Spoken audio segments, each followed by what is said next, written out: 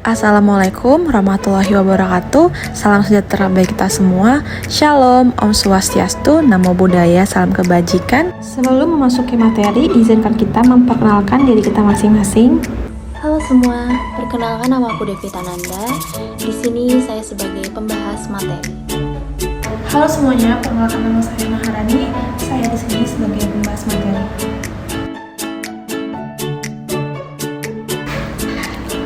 Bagian 7. Krisis dan peralihan pada awal abad ke-20, 1900 sampai 1935. Kelompok 8. Bab 1. Landasan pengertian diri, gaya-gaya nasional, individualisme. Pada awal abad ke-20, para komposer menjadi lebih kritis dan lebih mempersoalkan hidup, dan mereka terus memerlukan berbagai tuntunan untuk berkarya lebih lanjut. Sebelum ini, seorang komposer lebih berusaha mengikuti standar musik yang semakin jelas pegangannya. Namun saat ini, standar estetis dan teknis seperti struktur sonata, struktur harmoni, atau sistem ritma dan ritma birama konvensional menjadi kurang penting. Begitu seorang komposer memikirkan ide-ide mereka sendiri, artinya karya musik mereka menjadi semakin problematis karena tidak ada lagi standar lain. Akibatnya, individualitas setiap karya menjadi lebih menonjol. Ironisnya, karena bentuk musik adalah komponen utama yang biasanya menimbulkan kesan bahwa inilah karya seni.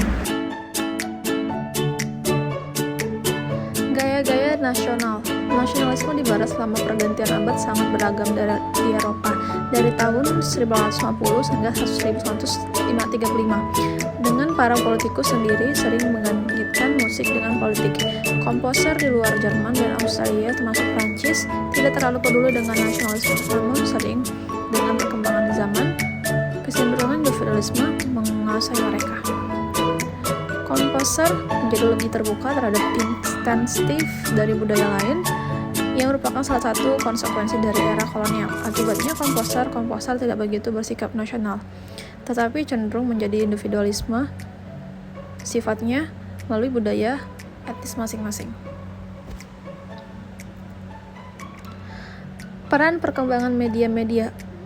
Perkembangan media disebabkan oleh situasi musik sendiri atau pertama, di mana orang sekarang dapat mengeluarkan atau mendengarkan suatu karya berulang-ulang tanpa perlu seorang musisinya mementaskan seninya.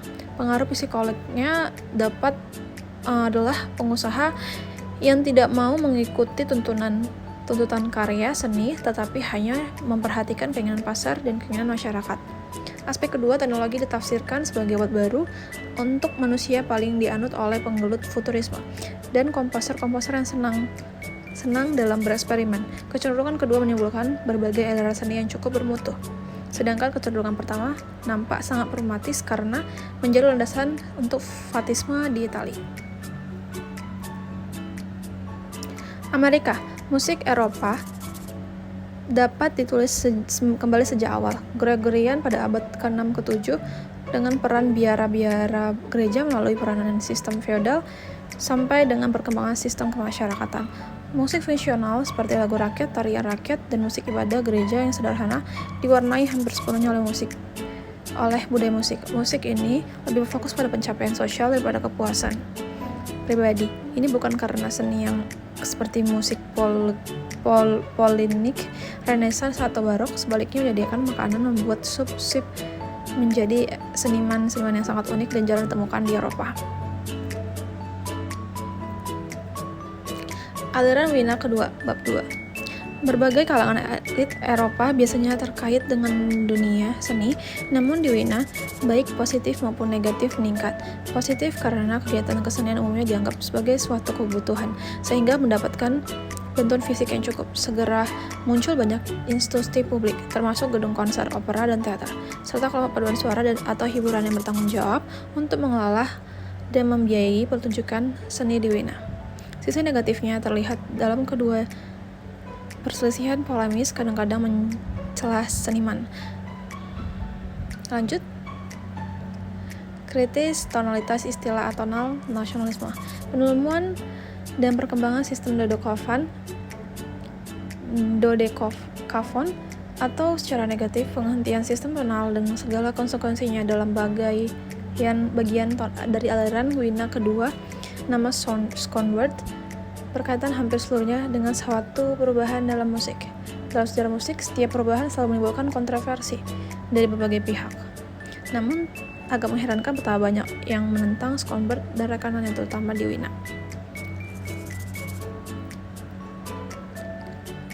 Schoenberg memiliki kemampuan untuk mengubah apa yang dianggap menjadi ciri khas budaya Eropa Tengah, yaitu sistem harmoni yang terlalu jelas.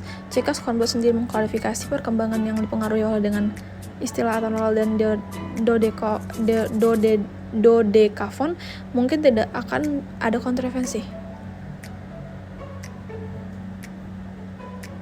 Arnold Schoenberg pada awal karirnya tonal lintas bebas dan ekspresionisme. Berbagai aliran komposer dipengaruhi oleh karya Arnold Schoenberg. Schoenberg harus dikaitkan dengan gaya ekspresionisme, dan elemen ekspresionisme dapat ditemukan dalam karya-karya Haydn dan Group the Six. Ekspresionisme tidak dapat didefinisikan sebagai salah satu gaya toleran. Sebaliknya, itu harus dilihat sebagai suatu sikap yang dominan pada awal ke-20. Oleh karena itu, tidak mungkin ekspresionisme dibahas dalam satu bab. Ini dia foto Arnold Schoenberg, bisa kita lihat bersama-sama. Lanjut. Riwayat hidup Arnold Schoenberg. Schoenberg kembali ke Wina pada tahun 1903 dan mulai bekerja sama dengan seorang-orang intelektual di bidang arsitektur, seni rupa, dan sastra, seperti Oscar dan Karl Kraus.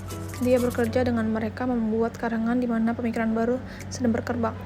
Pengaruh Gustav Mahler sebagai pemimpin opera Wina mempercepat situasi musik juga. Pada fase ini, Schoenberg mulai bekerja dengan generasi pertama, seperti Anton Webern, Alban Berg, Egon Wells, dan Erwin Stein.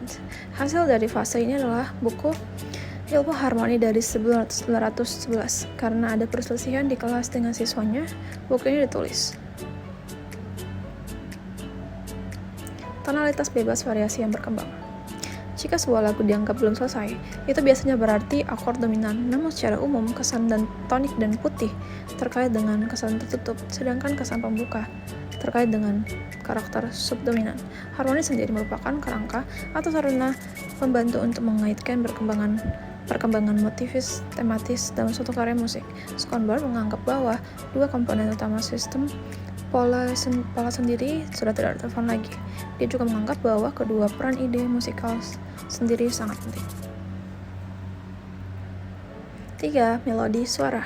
Melodi warna suara.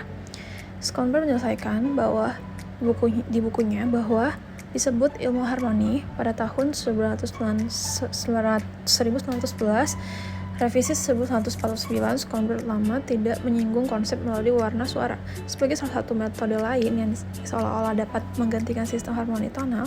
Schoenberg melihat bahwa melodi suara warna suara dengan cara yang lebih luas, yang berarti bahwa ada perubahan nada dan harmoni, tetapi perubahan ini selalu mendukung kesan warna suara, bukannya perubahan harmoni atau melodi intervalis yang biasa digunakan. Selanjutnya 4. Prosa musikal, kebebasan harmoni atau tonal lintas bebas bersamaan dengan kebebasan dalam bidang ritme dan melodi. Yang dimaksud dengan prosa adalah suatu rangkaian melodis ritmis yang tidak lagi terkait pada suatu kerangka metris motifis tertentu. Sebaliknya, dalam estetika musik klasik, semua aspek melodis ritmis terkait secara sangat teratur pada suatu kerangka metris motifis. Konsep dodekafon. Karena Schoenberg lebih banyak dikenal sebagai ahli teori musik dan guru komposisi, masalahnya lebih menarik. Konsep dodekafon adalah aturan, bukan makna yang harus didengarkan. Lanjut, di lingkungan Schoenberg, Albert Werk, dan Anton Weber. Schoenberg mempunyai banyak murid, antaranya sebagai komposer dan interpreter yang jadi cukup terkenal. Sebagai komposer, Albert Berg dan Anton Weber biasanya disebut sejajar dengan Schoenberg. Di lingkungan Schoenberg, Alban Berg, dan Anton Webern.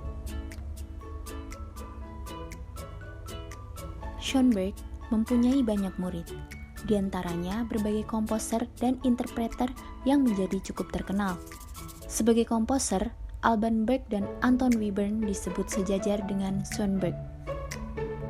Alban Berg lahir pada tahun 1885 di Wina dan wafat pada tahun 1935 di Wina dikarenakan keracunan darah. Ayahnya adalah seorang pedagang barang antik. Sejak kecil, ia mengalami musik yang berkembang sebagai seorang otodidak dalam bidang komposisi. Ayahnya meninggal pada tahun 1900 dan terjadilah kesulitan ekonomi, sehingga Berg terpaksa memulai bekerja sebagai pegawai negeri pada tahun 1904. Di antara ketiga komposer utama dari aliran Wina kedua, Alban Berg sering disebut sebagai komposer yang paling romantis. Jumlah karya Berg tidak banyak, namun karya yang ada dinilai sebagai salah satu puncak estetika aliran Wina kedua. Arnold Schoenberg sangat tertarik dengan karya-karya Alban Berg. Berg berjuang terus-menerus demi karya-karya gurunya, dan Schoenberg sendiri dapat mempengaruhi Berg untuk menjadi seorang komposer yang cukup mandiri. Selanjutnya ada Anton Webern, komposer ketiga dari aliran Wina kedua. Dari trio terkenal itu adalah Anton Webern, yang lahir pada tahun 1883 di Wina dan meninggal pada tahun 1945 di Mittersill. Webern disebut sebagai seorang komposer yang selalu berperan dengan sikap tidak berperan. Pendidikan musiknya bermula di Klagenfurt, Austria, di mana ayahnya yang seorang insinyur mendapat pekerjaan dari pemerintah. Tahun 1902, Webern mulai dengan studi musikologi di Universitas Wina, dan pada tahun 1906 sudah meraih gelar doktor dengan suatu skripsi tentang Heinrich Isaac Rheinstein. Pada tahun 1904, Webern menjadi murid yang terdekat dengan Schoenberg. Bagi Webern, rasio, emosi, dan kepercayaan merupakan kemampuan manusia untuk merefleksikan alam semesta di dalam jiwa manusia itu sendiri. Di lingkungan aliran Wina kedua, masih terdapat berbagai komposer yang kurang dikenal tetapi mengalami semacam revival pada tahun 60-an dan 70-an oleh berbagai alasan. Komposer yang pertama itu adalah Alexander Zemlinsky yang lahir pada tahun 1871 di Wina dan meninggal pada tahun 1942 di New York. Pada umurnya yang ke-13 tahun sudah mulai studi musik di Konservatori Wina sampai tahun 1892. Brahms dan Mahler sangat mendukung karirnya sehingga komposisinya dapat dipentaskan pada waktu itu. Karya-karyanya dalam tradisi romantik akhir. Zemlinsky mulai suatu karir sebagai dirijen sehingga pekerjaannya sebagai komposer semakin tidak diperlihatkan lagi. Pada tahun 1933, ia terpaksa melarikan diri ke Wina, lalu ke Praha, dan pada tahun 1939, ia imigrasi ke Amerika di mana ia meninggal dalam suasana terpencil. Komposer kedua dengan nasib sama adalah Franz Kreker yang lahir pada tahun 1878 di Monaco dan meninggal pada tahun 1934 di Berlin. Ia memulai studi musik di Wina yang diselesaikan pada tahun 1900, walau sudah terdapat berbagai karya lied dan percobaan untuk opera, jenis musik utama karya Kreker. Komponis yang ketiga adalah Joseph Matthias Hauer. Ia lahir pada tahun 1883 dan meninggal pada tahun 1959 di Wina. Mula-mula, Hauer kerja sebagai guru musik dan olahraga di sekolah sebelum berkonsentrasi pada musik saja. Hauer dapat menemukan konsep Dedukavon sebelum Schoenberg. Perannya sampai hari ini kurang diperhatikan sebab Hauer kiranya terlalu terikat pada suatu konsep spiritual yang menarik tetapi kurang komunikatif. Di bab ketiga, kita akan membahas tentang Igor Stravinsky. Dalam karya Schoenberg dan Berg, ritme kadang-kadang cenderung untuk lebih mandiri sampai menjadi unsur tematis yang sejati. Sedangkan masalah tinggi nada, yaitu segi interval dan melodi, lebih berperan secara struktural. Stravinsky tidak memperhatikan materi nada, melainkan bagi dia sebagai komposer fantasi dan ide-ide merupakan instansi utama untuk mengambil suatu keputusan, bukan sebaliknya, yaitu materi nada yang mengatur komposer. Berikutnya ada riwayat kehidupan Stravinsky. Lahir pada tahun 1883 dekat kota Saint Petersburg, ayahnya seorang penyanyi opera terkenal sejak kecil. Stravinsky dapat mengalami karya-karya opera dari komposer utama di Rusia. Sampai tahun 1910 terdapat banyak karya Stravinsky dalam gaya Rusia waktu itu.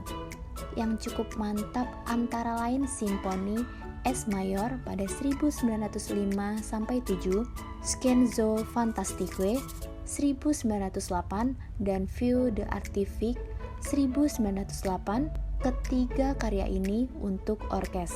Karir internasional Stravinsky dimulai suatu pergelaran karya Stravinsky di Saint Petersburg. Walaupun Stravinsky tinggal di Paris, beliau banyak berkeliling di seluruh Eropa untuk mementaskan karyanya. The Rite of the Spring 1813 adalah suatu karya yang diciptakan oleh Stravinsky, suatu karya untuk orkes besar dengan peran alat perkusi yang sangat menonjol. Stravinsky sendiri memberi suatu subjudul kepada karya ini, yaitu gambaran-gambaran dari Rusia yang masih bersifat kafir. Dari situlah asal tema tersebut, yaitu tentang suatu suku khayalan yang ingin mempersembahkan seorang gadis kepada roh-roh agar panen menjadi lebih baik. 4. Ekspresionisme dalam musik serta gaya-gaya nasional. A. Landasan-landasan. Secara historis, ekspresionisme merupakan suatu peningkatan akhir dari estetika romantik, di mana subjektivisme telah mencapai puncaknya yang tidak bisa dikembangkan lagi. Dengan demikian, justru estetika ekspresionisme paling menjaminkan kesinambungan dari abad 19, setidaknya bagi budaya Eropa Tengah. Dilihat dari segi lain, juga seniman-seniman yang ingin menentang kekuasaan Eropa Tengah bisa dinilai sebagai seniman ekspresionis. Sebab sikap radikal dalam individualisme mereka menonjolkan hal-hal yang baru. Hubungan dengan impresionisme kurang jelas. Mohon diperhatikan pula bahwa aliran impresionisme sama sekali tidak berperan di Eropa Tengah, melainkan hanya di Perancis, Spanyol, sedikit di Italia, dan dalam berbagai karya komposer Rusia yang mempunyai hubungan erat dengan dunia kesenian Paris.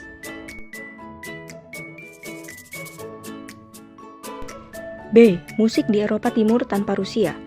Komposer-komposer dari Eropa Timur sudah berperan di dunia seni musik pada abad ke-19. Ingatlah misalnya Antonin Dvorak dan Bedřich Smetana. Namun kedua komposer ini masih tetap bertolak dari bahasa musik romantik yang berlaku waktu itu. Berhubungan dengan perubahan politis serta pembentukan sistem kenegaraan di Eropa, maka identitas dari masing-masing etnik semakin menonjol. Sekaligus proses orientasi baru dalam bidang musik pada akhir abad ke-19 dan awal abad 20. Suatu proses yang antara lain cukup diwarnai oleh pertentangan kekuasaan Eropa Tengah, yaitu estetika musik dari Wagner, Brahms, Mahler, dan lainnya. Berikut komposer yang berasal dari Eropa Timur. Bela Bartok 1881 sampai 1945, Zoltan Kodaly 1882 sampai 1967. Lalu ada Leos Janáček 1854 sampai 1928 dan Alois Haba 1893 sampai 1973. C. Musik di Eropa Utara. Situasi seni musik di Eropa Utara pada umumnya lebih diwarnai dengan musik lagu-lagu rakyat.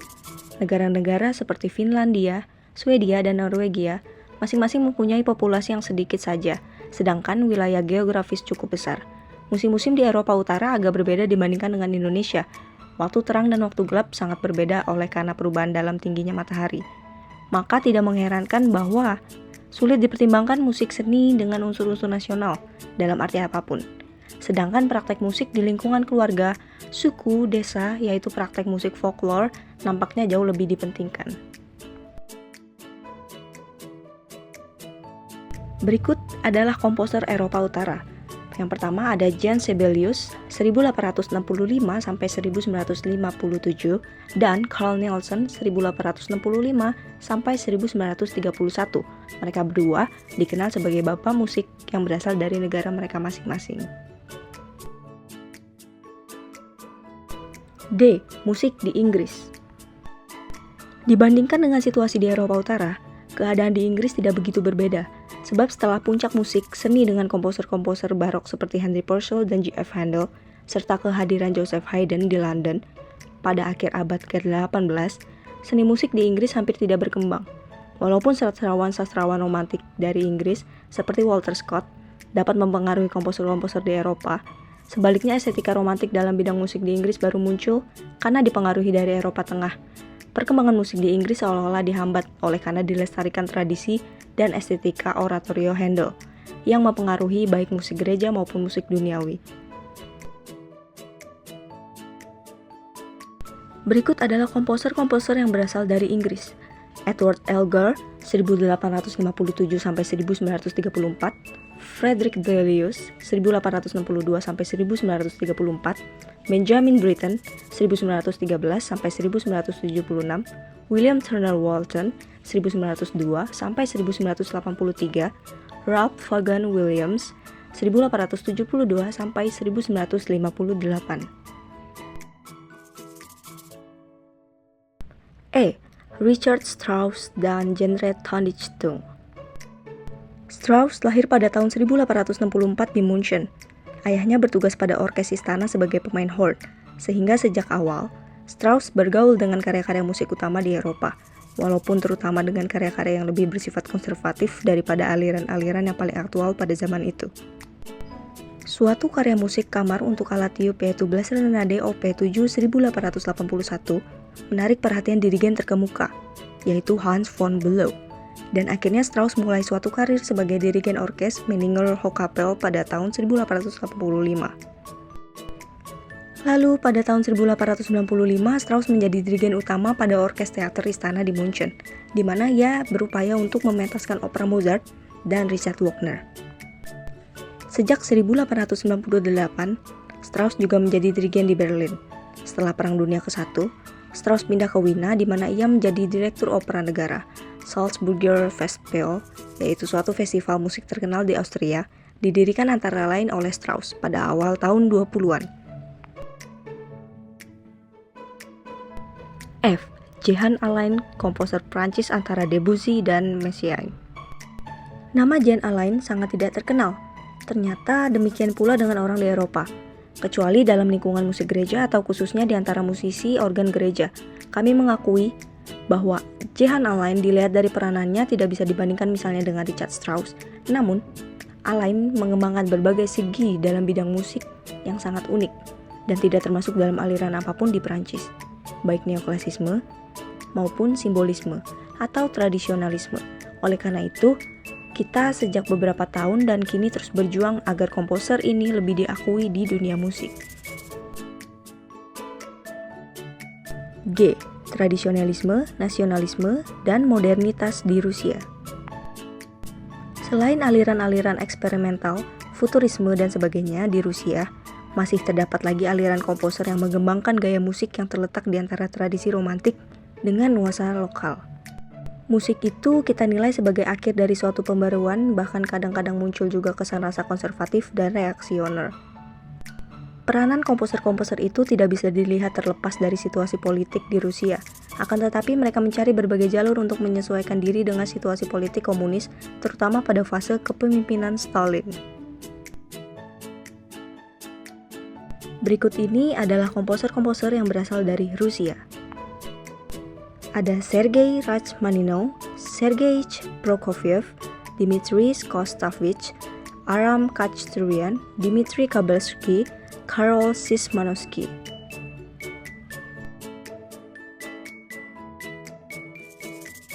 H. Tentang genre-genre musik. Suatu kategorisasi tradisional melalui genre-genre sebenarnya sesuai dengan komposer-komposer yang telah kita bahas di atas tadi. Sebab aliran-aliran mereka biasanya lebih berupa suatu titik akhir atau kelestarian dengan nuansa lokal daripada suatu pembaruan yang menyeluruh. Bahkan bagi seorang komposer modern seperti Bartók, suatu istilah genre tradisional masih cukup berperan, walaupun isinya sudah agak berbeda dengan konotasi judul itu.